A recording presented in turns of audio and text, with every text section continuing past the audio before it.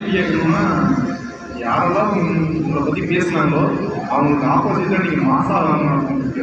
Okay. First இந்த இல்லை ஒன்றும் இல்லை, திவ்யா, அப்புறமேட்டு பிரஜன், சாண்ட்ரா, அப்புறமேட்டு அன்பு கேங்கு, அந்த கேட்கலாம்.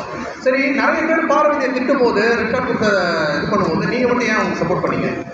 நான் ஏன் பார்த்தீங்கன்னா பாரதி பண்ணது அப்போ மாதிரி எனக்கு தெரியல.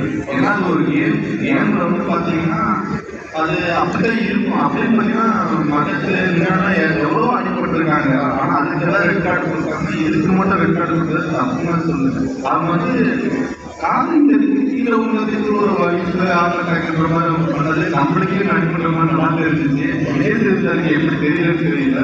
அது நான் கேட்டிருக்கேன் அவங்க. ஆமாம், ஃப்ரெண்டோட வைஃப் பிரஜன்ல கெட்டிங் ரொம்ப பொலிட்டிக்கல் நினைக்கிறேன்.